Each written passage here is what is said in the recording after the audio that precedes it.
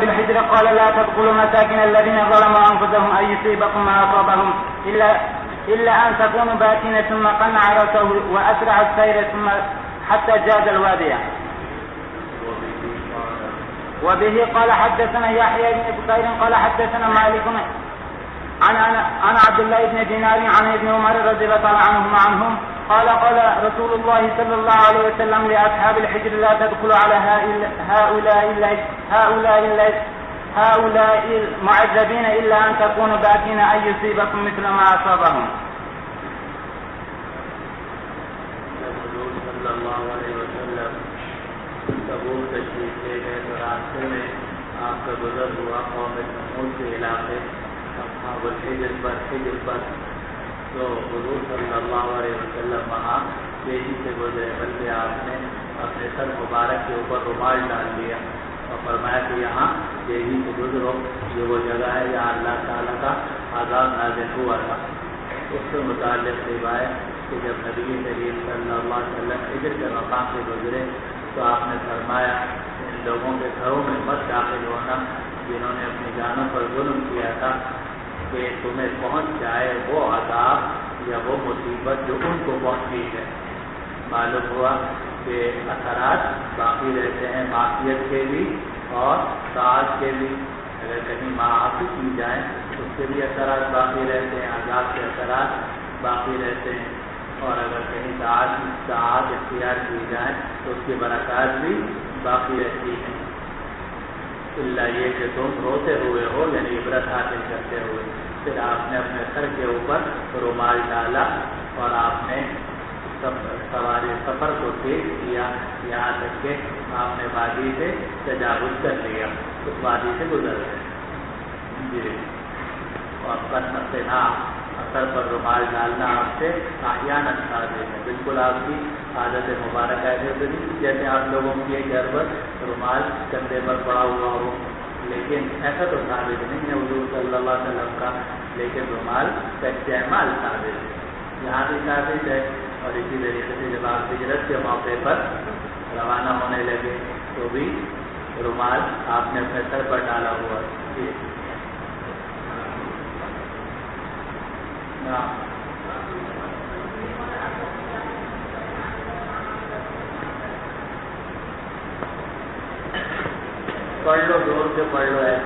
وبه قال حدثنا يحيى بن بكير عن الليث عن عبد العزيز بن ابي سلمة عن سعد بن ابراهيم عن نافع بن جبير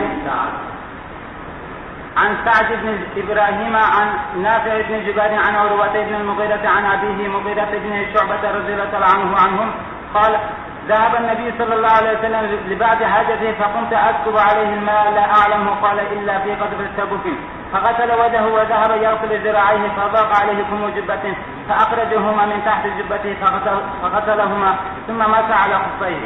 جگہ جگہ یہ بات گزر چکی ہے، اب اس میں آ رہا ہے کہ آج جبے کی آخری آپ کے اوپر تنگ ہو گئے تو آپ کی اکثر حالت مبارکہ تو کھلی آستین کی تھی، بلکہ اس زمانے میں زیادہ رواج کھلی آستین ہی کا تھا، بلکہ آستین کے اندر چیزیں ہوتی تھیں جیسا کہ آپ حضرات نے روایتوں سے محسوس کیا ہوگا، لیکن اس کے باوجود تنگ آستین کا لباس پہننا بھی حضور صلی اللہ علیہ وسلم سے ثابت ہے۔ اصل مقدرہ کا جواب ہے جی۔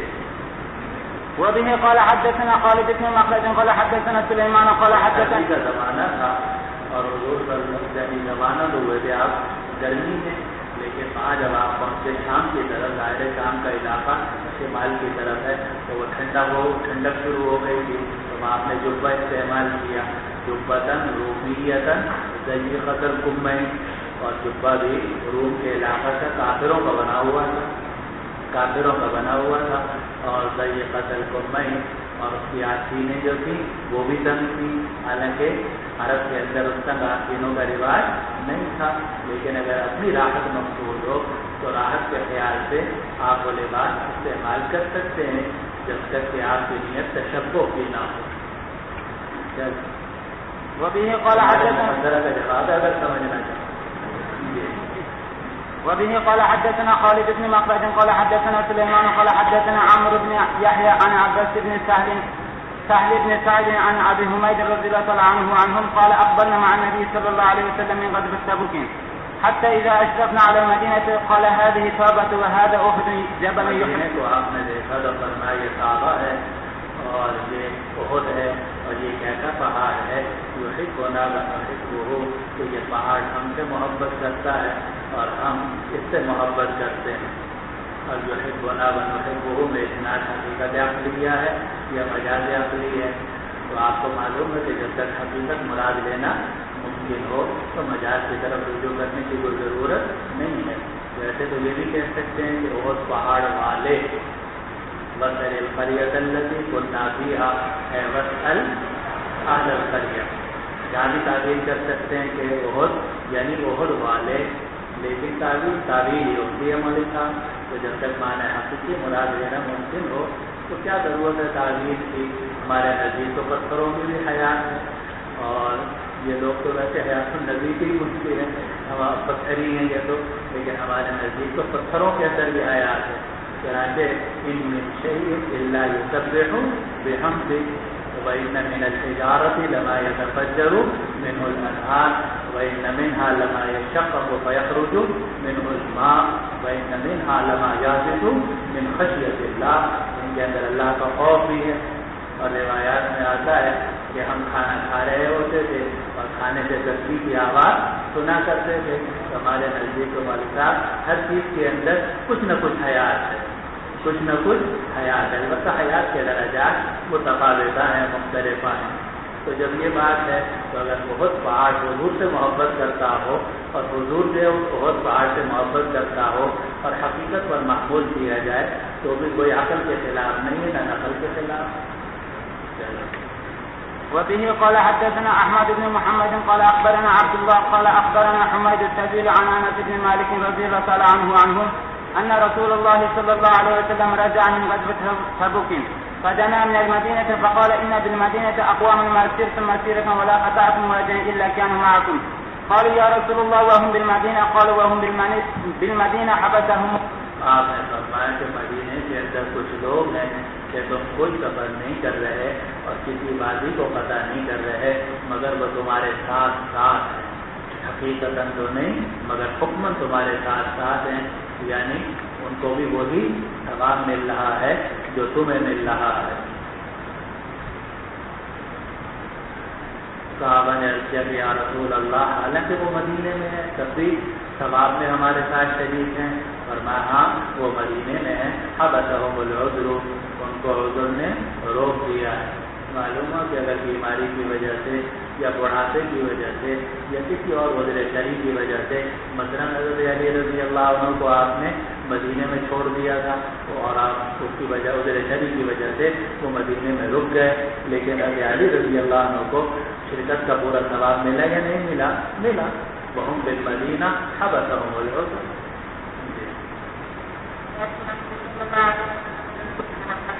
یہ امام بخاری رحمۃ اللہ نے باب قائم کر دیا بڑی ذہانت کے ساتھ مناسبت کی وجہ سے، کیونکہ ہم نے آپ کو بتایا کہ جب آپ تبوک تشریف لے گئے تو 1 مہینہ آپ نے اس علاقے میں قیام فرمایا، لیکن آپ وقت ضائع نہیں کرتے تھے. تو 1 مہینے میں آپ نے مختلف سلاطین کو خطوط لکھے اور ان کی طرف قاصد بھیجے. تو اس لیے باب قائم کر دیا کہ اس وقت میں حضور صلی اللہ علیہ وسلم نے کسرا اور قیصر کو خطوط لکھے. معلوم ہے کہ جس طرح تبلیغ جانے سے ہوتی ہے اسی طرح تبلیغ خط بھیجنے سے بھی ہوتی ہے. اگر آپ تبلیغ کرنا چاہو گھر والوں کو تو یہ خط بھی لکھ سکتے ہو، یہ بھی تبلیغ میں داخل ہے. خود جانا کوئی ضروری نہیں. ہر جگہ حضور صلی اللہ علیہ وسلم بنفس نبی تشریف نہیں لے گئے بلکہ بہت ساری جگہوں میں آپ نے خطوط روانہ کی ہے اور یہ بھی تبلیغ دین کا ایک ذریعہ. اور یہ مقاصد جو ہیں یہ بڑی اہمیت ہے اسلام کے اندر. نبی کریم صلی اللہ علیہ وسلم کے بھی مقاصد ہیں اور بعد میں بڑے بڑے علماء کے مجدد الفسانی رحمۃ اللہ علیہ کے تو سارے ہی مقاصد ہوں کے جتنے علوم علیحدہ ہے ہی سارے کے سارے مقاصد ہیں. حضرت ثانوی رحمۃ اللہ علیہ کی تربیت الصالح اور دوسرے مقاصد ہیں. شاہ ولی اللہ رحمۃ اللہ علیہ نے جو بڑا کام کیا ہے مقاصد کے ذریعے سے کیا ہے.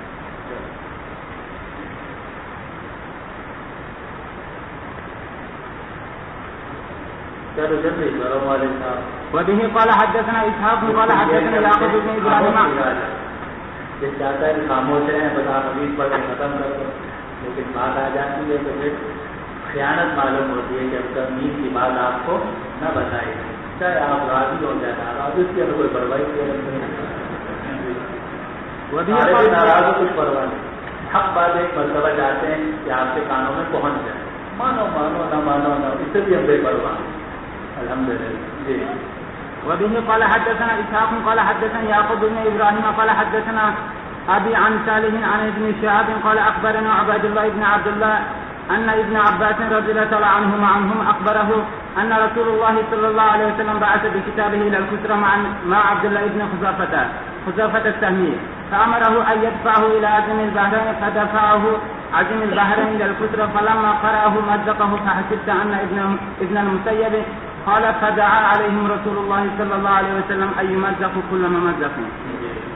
وبه قال حدثنا عثمان بن الحيثم قال حدثنا عوف عن الحسن عن أبي بكر رضي الله عنهم قال لقد نفعني الله بكلمة سمعتها من رسول الله صلى الله عليه وسلم أيام الجمل بعدما كدت أن الحق بأصحاب الجمل فأقاتل معهم. قال لما بلغ رسول الله صلى الله عليه وسلم إن أهل الفارس قد ملكوا عليهم بنت الكسرى قال لن يفلح قوم ولوا أمرهم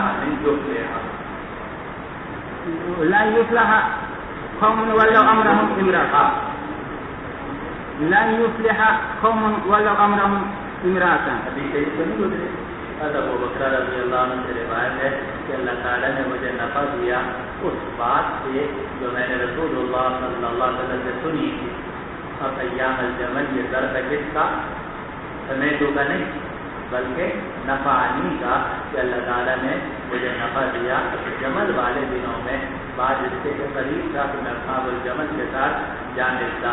یعنی میرا خیال ہوا کہ میں حضرت عائشہ رضی اللہ عنہ کا ساتھ دوں کیونکہ حضرت عائشہ رضی اللہ عنہ کو ایک اونٹ کے اوپر بڑے بھاری برق اونٹ کے اوپر سوار کیا گیا تھا ام المؤمنین کو، اور اسی لیے جنگ جمل اور اصحاب الجمل سے مراد حضرت معاویہ رضی اللہ عنہ کے ساتھی ہیں کہ جہاں حضرت عائشہ رضی اللہ عنہ بنفس نبی اونٹ پر سوار ہو کر شہید تھی.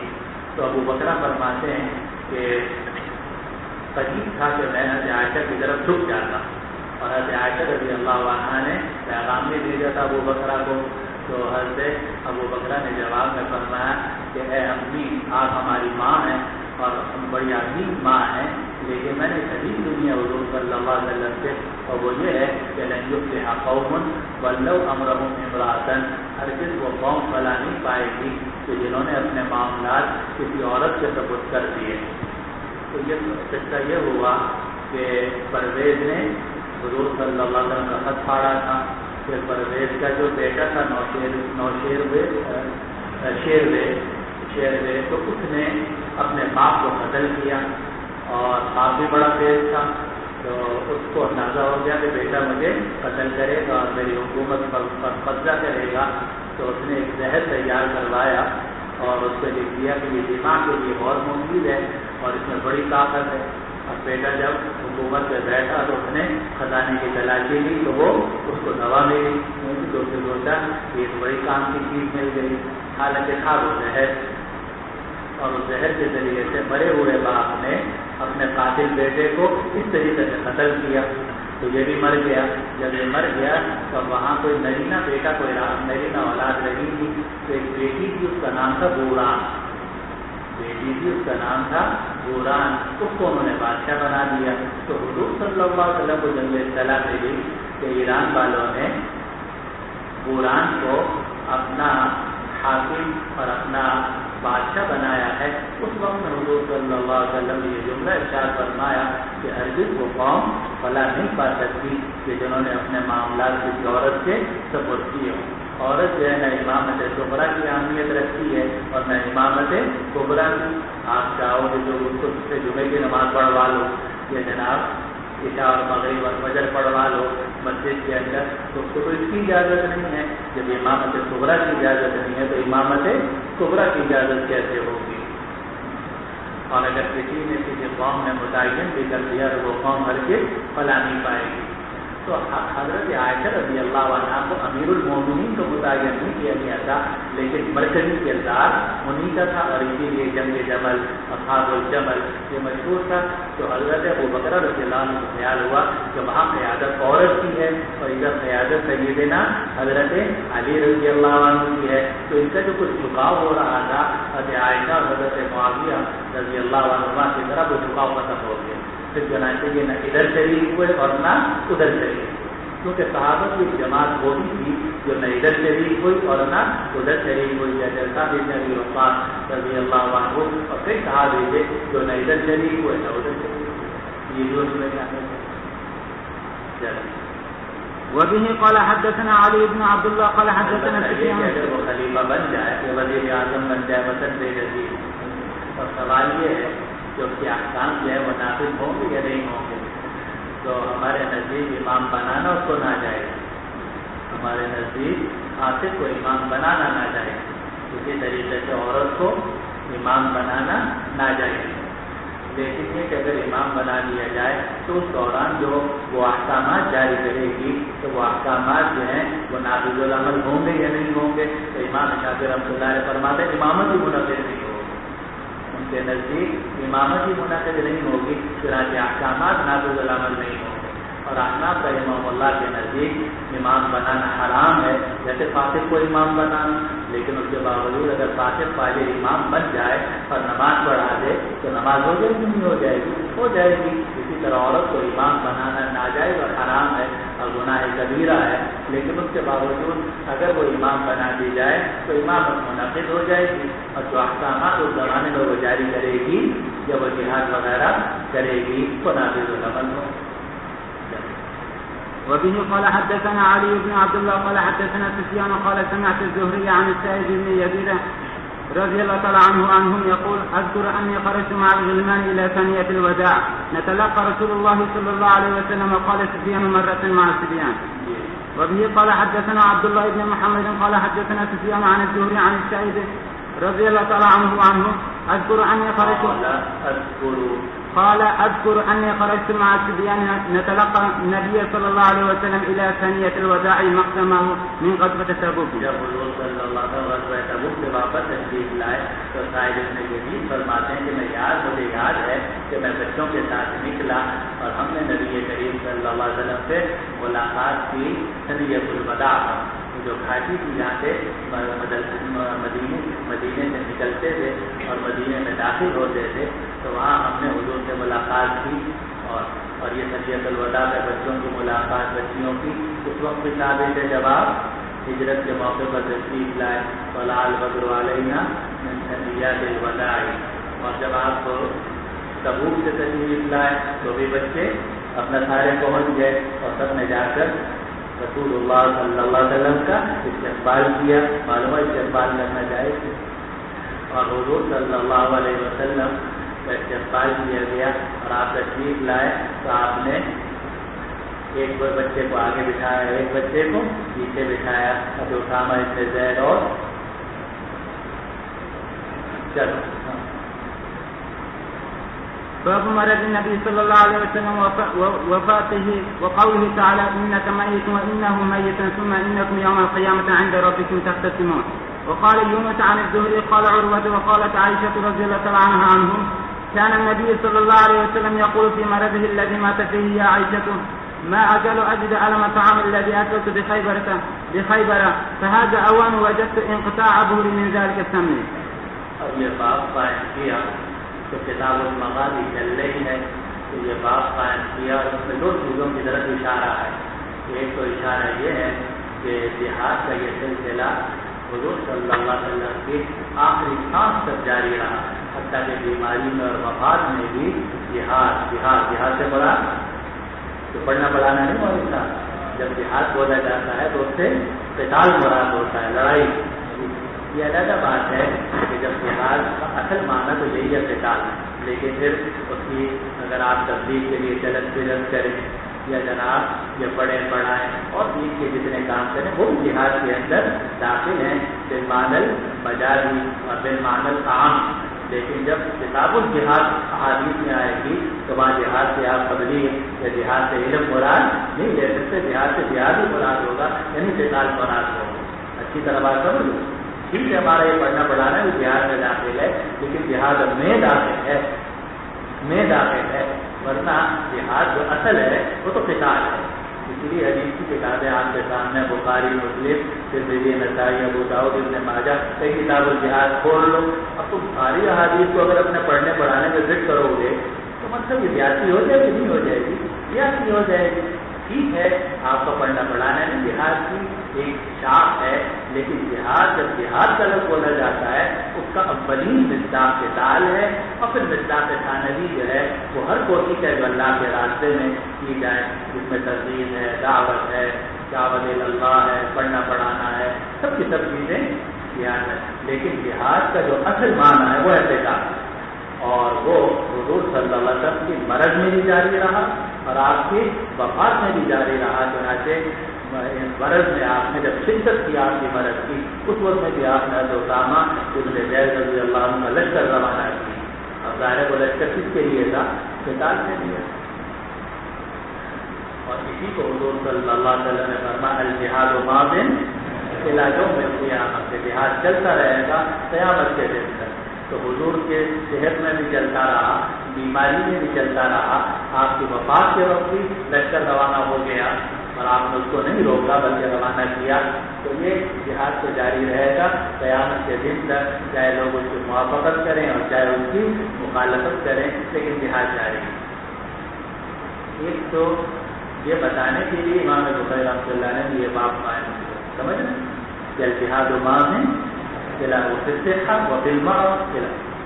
دوسرا یہ بتانے کے لیے کہ حضور صلی اللہ علیہ وسلم کی پوری زندگی مجاہدے کی زندگی. ابھی آپ پیدا بھی نہیں ہوئے تھے تو آپ کے والد کا انتقال ہو گیا, پیدا ہوئے تو والدہ کا انتقال ہو گیا, پھر ذرا سا کچھ بڑے ہونے لگے تو دادا کا انتقال ہو گیا. نہ ماں نہ باپ نہ دادا, چچا نے پرورش کی, اور نہ باپ اور نہ دادا اور جناب چچا نے پرورش کی. پھر وہ چچا جو تھا وہ بہت خیال رکھنے والے تھے, پھر آخر میں ان کا بھی انتقال ہو گیا, بیوی کا انتقال ہو گیا, مکہ مکرمہ آپ کے اوپر تنگ ہو گیا. اور خود حضور صلی اللہ علیہ وسلم نے اپنے بچپن کے زمانے میں کنت ارا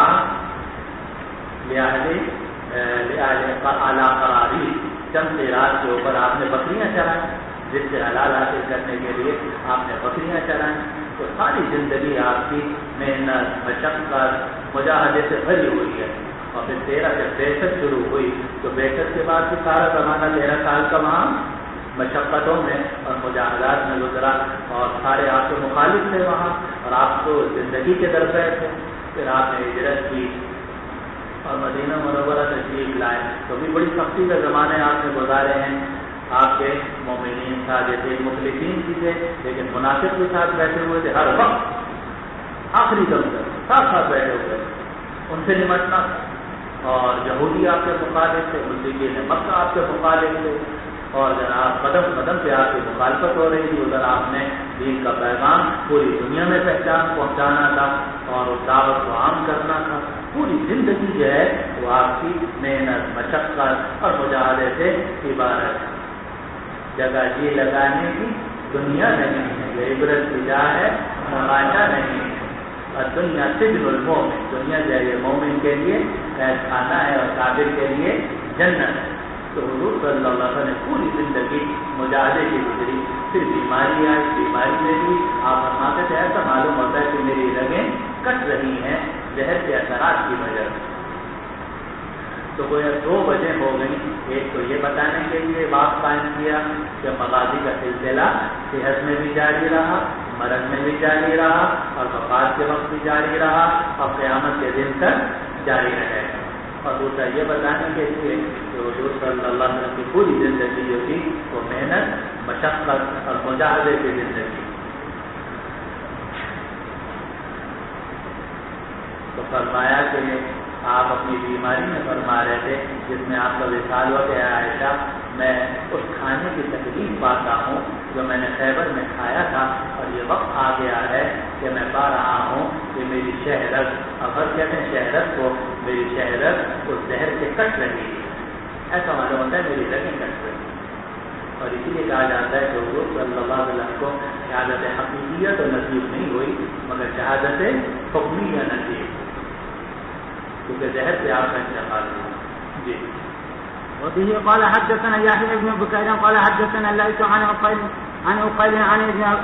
عن ابن شهاب عن عبيد الله بن عبد الله عن عبد الله بن عباس عن الفضل بنت الحارث رضي الله تعالى عنهم قال سمعت النبي صلى الله عليه وسلم يقرأ في المغرب بالمرسلات عرفا ثم ما صلى لنا بعدها حتى قبضه الله۔ تو یہ جو معراج کی شام کو مغرب کی نماز حضور صلی اللہ علیہ وسلم نے آخری نماز پڑھائی اور اس میں آپ نے سورۃ المرسلات کی تلاوت کی، اور یہ روایت نقل کی حضرت ام الفضل جو بابا بنت الحارث نے، جو حضور صلی اللہ علیہ وسلم کی چچی ہیں اور آپ کی زوجہ مطہرہ میمونہ کی بہن ہیں۔ تو انہوں نے کہتی ہیں کہ آپ نے مغرب میں والمرسلات عرفا پڑھی تھی، اور یہ اس کے بعد پھر آپ نے ہمیں کوئی نماز نہیں پڑھائی۔ آخری نماز آپ نے کون سی پڑھائی ہے؟ مغرب کی، ذہن میں رکھو۔ اور مغرب کون سے دن تھی؟ جو معراج کی مغرب ہے جی۔ پھر عشاء میں آپ کے لیے پانی رکھا گیا اور آپ نے 3 مرتبہ کوشش کی اور غسل کیا، مگر آپ کیا لوگوں نے نماز پڑھ لی؟ قال اللہ الناس ينتظرونك یا رسول اللہ، فرمایا ذو ماء فی المغرب۔ 3 مرتبہ آپ نے کوشش کی، نہیں جا سکے، پھر آپ نے فرمایا کہ مروا ابا بکر فلیصلی بالناس۔ تو حضرت ابوبکر صدیق نے پہلی نماز پڑھائی عشاء کی، اور پھر جمعے کی 5 نمازیں پڑھائیں، اور پھر ہفتے کی 5 نمازیں پڑھائیں، اور پھر اتوار کی 5 نمازیں پڑھائیں، اور پھر عید کی صبح کی 1 نماز پڑھائی۔ تو ابوبکر صدیق نے کل کتنی نمازیں پڑھائیں؟ 17۔ ان میں ایسا ہوا کہ ہفتے کے دن دوپہر کو حضور صلی اللہ علیہ وسلم کی طبیعت کچھ بہتر ہوئی، تو آپ 2 آدمیوں کے سہارے سے تشریف لے گئے اور جا کر بیٹھے، جیسا کہ آپ نے روایات کے اندر پڑھ لیا ہوگا۔ تو 17 نمازیں تھیں جو ابوبکر صدیق رضی اللہ عنہ نے پڑھا، لیکن آخری نماز آپ نے پڑھائی ہے جمعرات کے دن مغرب۔ اور جب یہ بات ہے وہ جمعرات کی صبح کو جو واقعہ پیش آیا احساس کا، تو اگر اس میں کوئی بات ایسی تھی کہ جو حضور صلی اللہ علیہ وسلم ضروری ارشاد فرمانا چاہتے تھے یا بتانا چاہتے تھے، تو بڑا وقت آپ کو ملا تھا، اور مغرب کی نماز آپ نے پڑھائی، پھر ہفتے کے دن آپ ظہر میں تشریف لے گئے۔ معلوم ہو کہ ایسی چیزوں نے یہ ہنگامہ کر رکھا، ورنہ کچھ نہیں، باقی بات آگے آ رہی ہے۔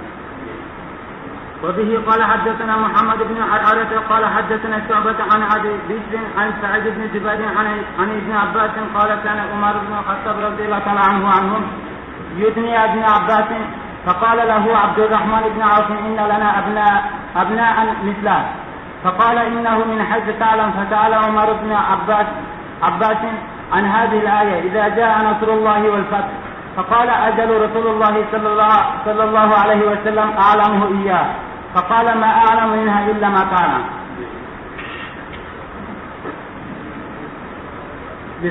بسم الله الرحمن الرحيم۔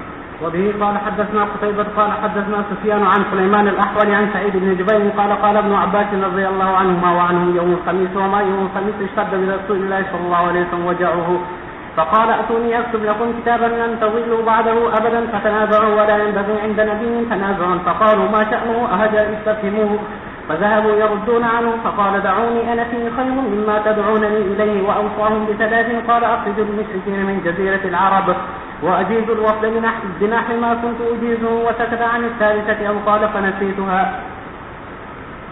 وبه قال حدثنا علي بن عبد الله قال حدثنا عبد الرزاق قال أخبرنا معمر عن الزهري عن عبيد الله بن عبد الله بن عتبة عن ابن عباس رضي الله عنهما وعنهم قال لما حضر رسول الله صلى الله عليه وسلم وفي البيت رجال، فقال النبي صلى الله عليه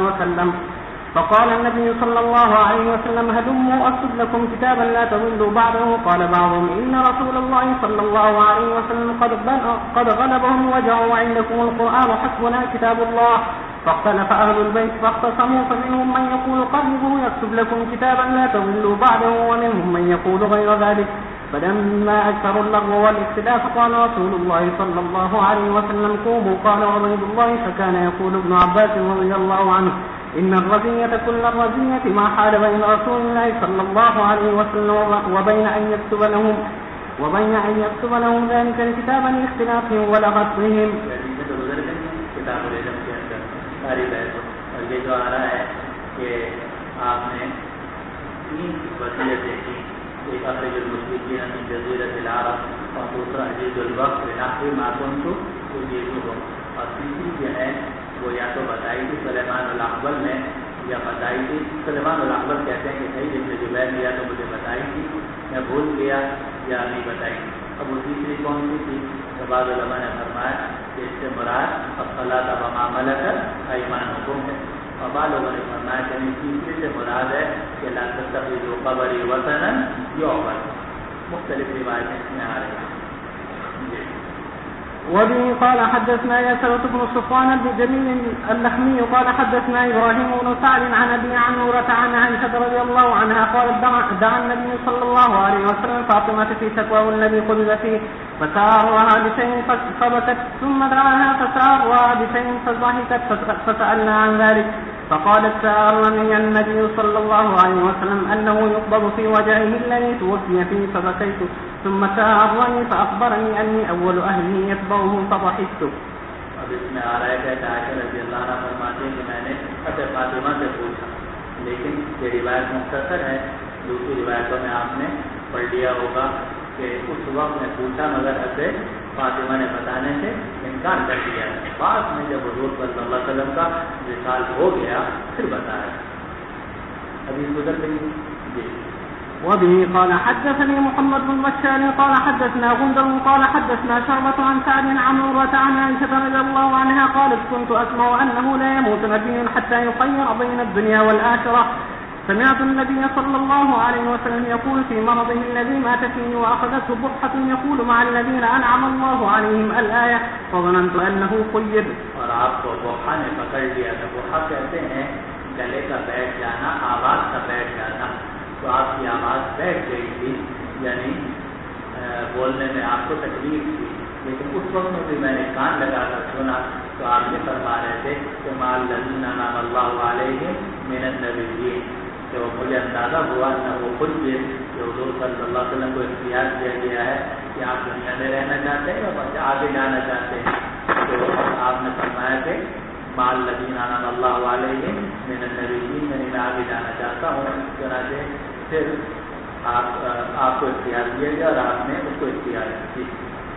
وبه قال حدثنا مسلم قال حدثنا شعبة عن سعد عن عروة عن عائشة رضي الله عنها قالت لما مرض النبي صلى الله عليه وسلم المرض الذي مات فيه جعل يقول في الرفيق الأعلى۔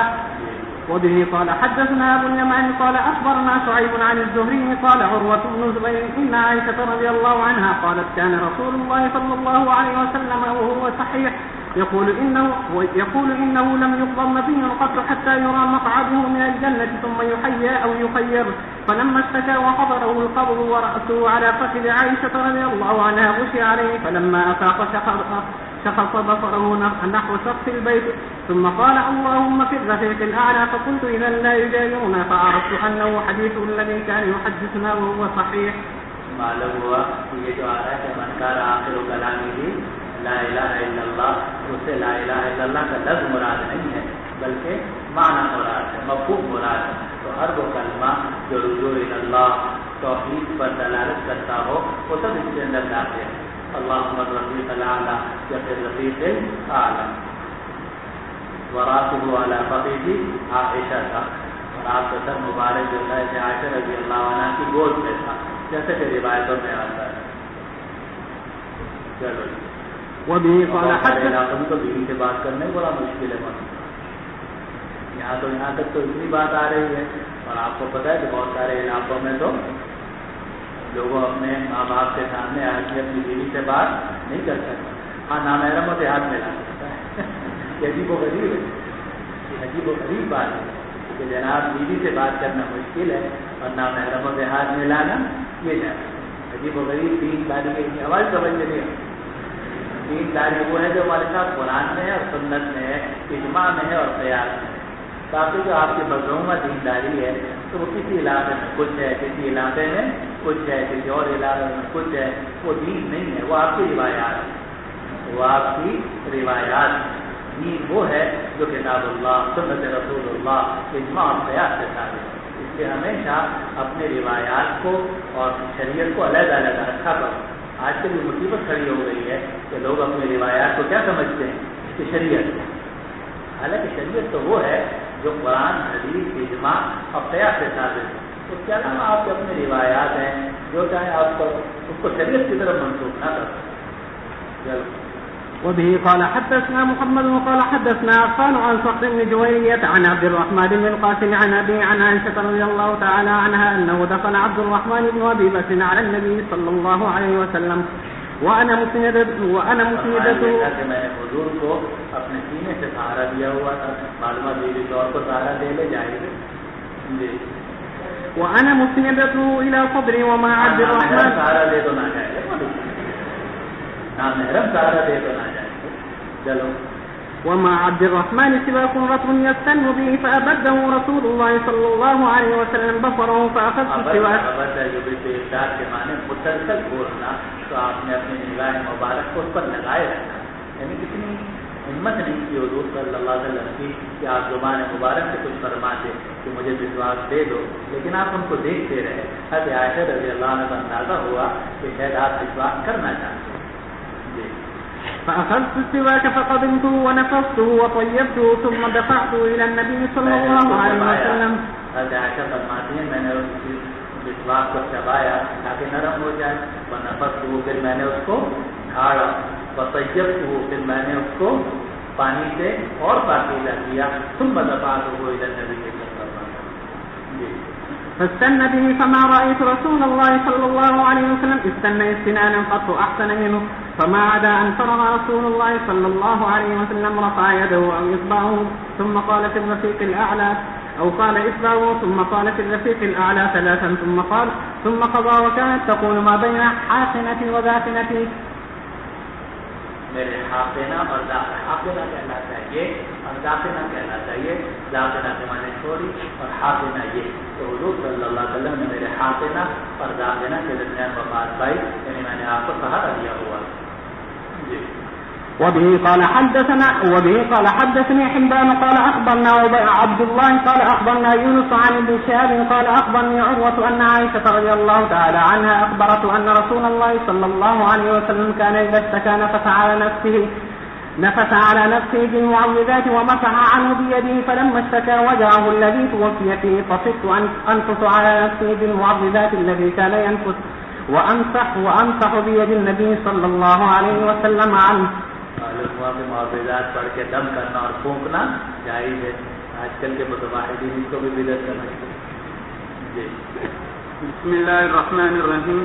وبه قال حدثنا معل بن اسد قال حدثنا عبد العزيز بن مختار قال حدثنا هشام بن عروة عن عباد بن عبد الله بن زبير أن عائشة رضي الله عنها وعنهم أخبرته أنها سمعت النبي صلى الله عليه وسلم وأسقط إلي قبل أن يموت وهو مسند إلي ظهره يقول اللهم اغفر لي وارحمني وألحقني بالرفيق. وبه قال حدثنا سلط بن محمد قال حدثنا أبو عوانة عن هلال الوزاني عن عروة بن زبير عن عائشة رضي الله عنها وعنهم قالت قال النبي صلى الله عليه وسلم في مرضه الذي لم يقم منه لعن الله اليهود اتخذوا قبور أنبيائهم مساجد. قالت عائشة لولا ذاك لأبرز قبر خشي أن يتخذ مسجدا.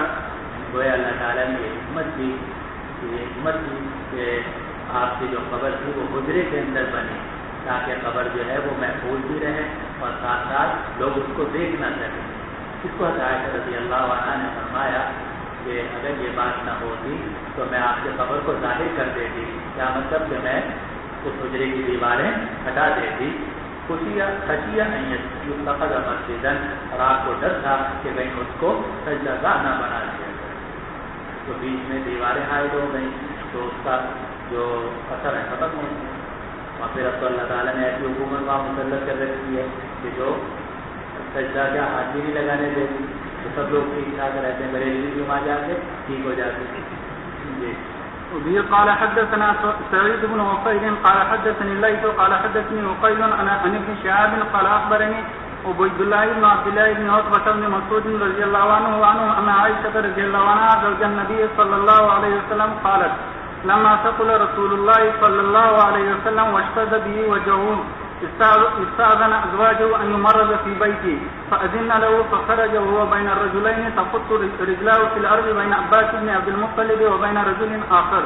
قال عبيد الله فأخبرت عبد الله بالذي قالت عائشة فقال لي عبد الله بن عباس رضي الله عنهما وعنهم هل تدري من الرجل الآخر الذي لم تسمع عائشة؟ قال قلت لا. قال ابن عباس وعلي رضي الله عنه.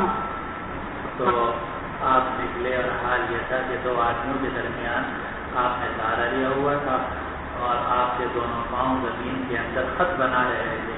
کیا مطلب کہ آپ سے چلا نہیں جا رہا تھا تو پاؤں اٹھ نہیں رہے تھے، ورنہ آپ کی عادت مبارکہ پاؤں اٹھا کر رکھنے کی تھی، جھٹکنے کی آپ کی ہرگز عادت نہیں تھی، لیکن اس وقت میں پاؤں اٹھ نہیں رہے تھے آپ سے کمزوری کی وجہ سے، تو خط بن رہا تھا. اور دو آدمی کون تھے؟ ایک عباس بن عبد المطلب تھے اور ایک اور آدمی تھا. اب وہ دوسرے آدمی کون تھے؟ تو آگے روایت میں آ رہا ہے کہ علی رضی اللہ عنہ. اس سے بعد حدیث سے بعض لوگوں نے کہا کہ عائشہ رضی اللہ عنہ کیونکہ کچھ تھی علی رضی اللہ عنہ سے تو اس لیے انہوں نے نام نہیں لیا. حالانکہ یہ بات غلط ہے. صحیح بات یہ ہے کہ حضور صلی اللہ علیہ وسلم اس بیماری کے زمانے میں جب مسجد تشریف لے گئے ہیں تو حضرت عباس تو ہوتے ہی ہوتے تھے آپ کے ساتھ. ایک طرف تو حضرت عباس لازمی تھے، لیکن دوسری طرف کے جو حضرات ہیں وہ بدلتے رہتے تھے. چنانچہ آپ سے دوسری طرف سہارا دینے والوں میں فضل ابن عباس بھی ہیں، اسامہ ابن زید بھی ہیں اور علی ابن ابی طالب بھی ہیں.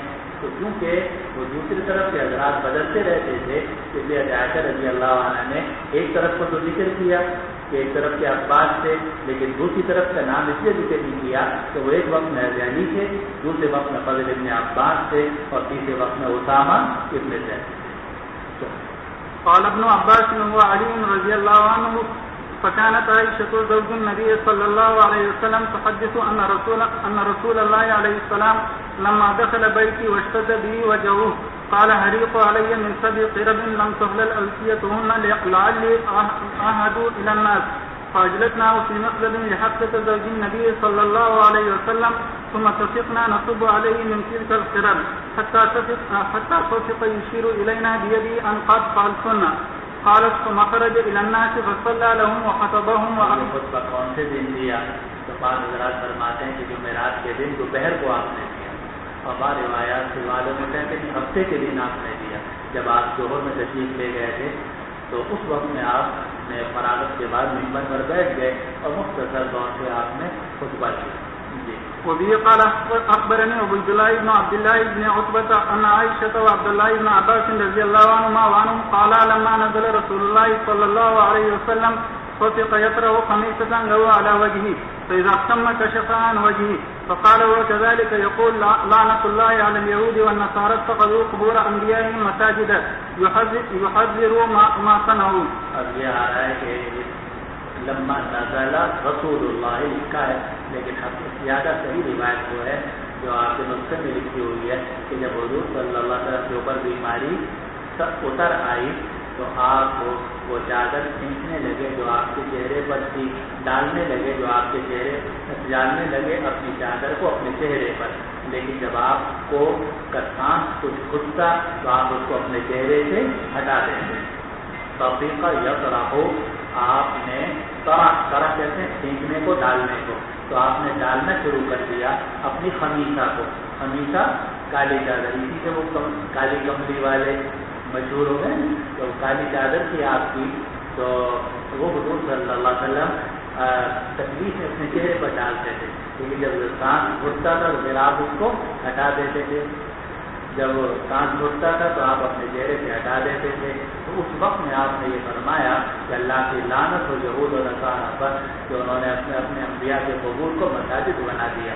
جو ہر دلوں نہ ہو، آپ ڈرا رہے تھے اپنی امت کے لوگوں کو ان کاموں سے جو انہوں نے کیے تھے، یعنی یہود و نصارہ نے کیے تھے. وبه قال أخبرني عبيد الله عن عائشة رضي الله عنها وعنهم قالت لقد راجعت رسول الله صلى الله عليه وسلم في ذلك وما حملني على كثرة مراجعته إلا أنه لم يقع في قلبي أن يحب الناس بعده رجلا قام مقامه أبدا وإلا كنت أرى أنه لن يقوم أحد مقامه إلا تشاءم الناس به. لوگ اسے منحوس سمجھیں گے. یہ تو روایت گزر گئی کتاب الصلاۃ کے اندر، یعنی حضرت عائشہ رضی اللہ عنہ حضور نے فرمایا کہ مروا ابا بکر فلیصلی بالناس، تو حضرت عائشہ رضی اللہ عنہ نے فرمایا ان ابا بکر رجل عصیف، ان کا دل نرم ہے، آپ کسی اور کو حکم دے دیجیے وہ نماز پڑھائے۔ تو آپ نے فرمایا ان کننا صواحب یوسف، تم حضرت یوسف کی عورتوں والی ہو کہ دل میں تمہارے کچھ ہے اور زبان سے کچھ کہہ رہی ہو۔ تو دل میں سے یہ تھا کہ اگر ابو بکر کی جگہ میں کھڑے ہو گئے اور بعد میں کچھ ہو گیا تو لوگ ابو بکر کو منحوس سمجھیں گے، تو اس کو یہاں داخل کیا۔ حدیثیں تو گزر گئی نا، چلو۔ فأردت أن يعدل ذلك رسول الله صلى الله عليه وسلم أو أنا أبي بكر، میں نے ارادہ کیا کہ حضور صلی اللہ علیہ وسلم ابو بکر سے اعراض کرنا، عدل عنہ کے معنی اعراض کرنا، عدل الیہ کا مطلب متوجہ ہونا اور عدل عنہ کا مطلب اعراض کرنا۔ قال أبو عبد الله رواه ابن عمر وأبو موسى وابن عباس رضي الله عنهم عن النبي صلى الله عليه وسلم.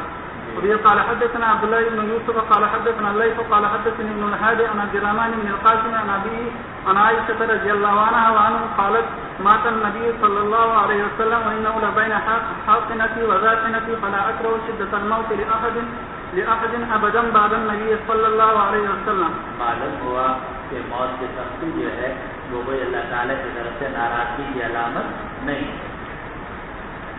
اس لیے کہ ہر انسان کا حال مختلف ہے۔ جی وبه قال حدثني اوقات ایسا ہوتا ہے ہمارے ساتھ کہ وہ سختی جو ہے وہ جسم کو ہوتی ہے، روح کو نہیں ہوتی۔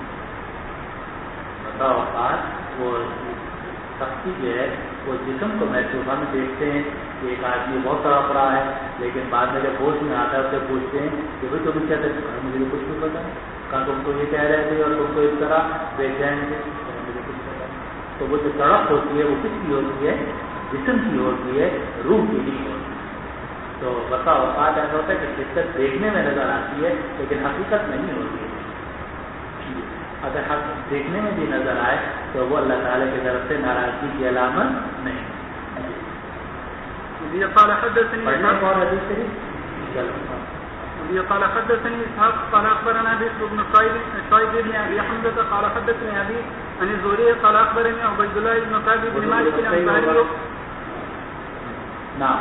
وكان كعب بن مالك أحد الثلاثة الذين قيل عليهم أن عبد الله بن عباس رضي الله عنهما وعنهم أخبره أن علي بن أبي طالب خرج من عند رسول الله صلى الله عليه وسلم في وجهه الذي توفي فيه فقال الناس يا أبا حسن كيف أصبح رسول الله صلى الله عليه وسلم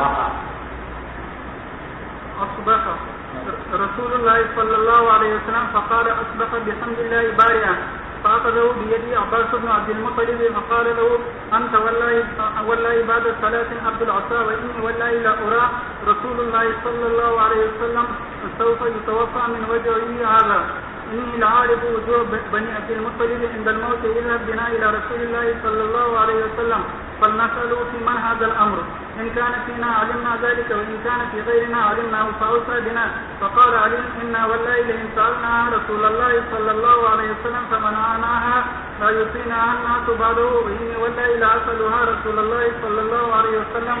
علی رضی اللہ عنہ حضور صلی اللہ علیہ وسلم کے پاس سے نکلے اس بیماری میں جس میں آپ کی وفات ہوئی تو لوگوں نے پوچھا کہ ابو حسن رسول اللہ صلی اللہ علیہ وسلم کا کیا حال ہے؟ فقال اصبح بحمد اللہ بارئا، تو کہا کہ الحمدللہ انہوں نے صبح کی ہے، بہتر ہو رہے ہیں، بارئا بہتر ہو رہے ہیں۔ تو حضرت علی کا ہاتھ پکڑ لیا عباس بن عبد المطلب نے جو ان کے بھی چچا ہیں اور حضور کے بھی چچا، اور کہا کہ تم 3 دن کے بعد لاٹھی کے بندے ہو گئے۔ کیا مطلب؟ عبد العصا لاٹھی کے بندے ہو گئے، لاٹھی کے غلام ہو گئے، یعنی تم محکوم ہو گئے اور تمہارے اوپر کوئی اور حاکم ہوگا۔ اور آج خود وجہ بتائی کہ بے شک اللہ کی قسم میں دیکھ رہا ہوں حضور صلی اللہ علیہ وسلم کو کہ آپ کی وفات ہو جائے گی اس تکلیف سے اور اس بیماری سے، اور میں پہچانتا ہوں بنو عبد المطلب کے چہروں کو موت کے وقت۔ تو حضور کے چہرے کے اوپر مجھے آثار نظر آ رہے ہیں کہ آپ دنیا سے جانے والے ہیں، تو آپ دنیا سے چلے جائیں گے اور اس کے بعد جو بھی حکمران ہوگا تم اس کے محکوم ہوگے۔ اذهب بنا الى رسول اللہ صلی اللہ علیہ وسلم، چلو ہم چلتے ہیں حضور کی خدمت میں اور پوچھتے ہیں کہ یہ خلافت کن کے بارے میں ہوگی، کن میں ہوگی۔ ان کا نسینا علمنا ذالک، اگر یہ خلافت ہمارے اندر ہوئی تو ہمیں پتہ چل جائے گا، وہ ان کا نفی غیرنا علمنا ہو، اور اگر یہ اور میں خلافت ہوئی تو بھی ہمیں معلوم ہو جائے گا، فاوصا بنا، تو آپ ہمارے بارے میں اسے وصیت کر دیں گے۔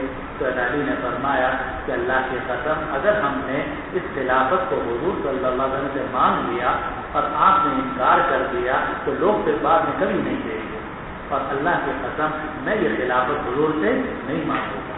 چنانچہ حضرت علی رضی اللہ عنہ نے تشریف لے گئے یہ پوچھنے الحمدللہ صبح ختم ہو جائے گی، کتنا 2 ان شاء اللہ۔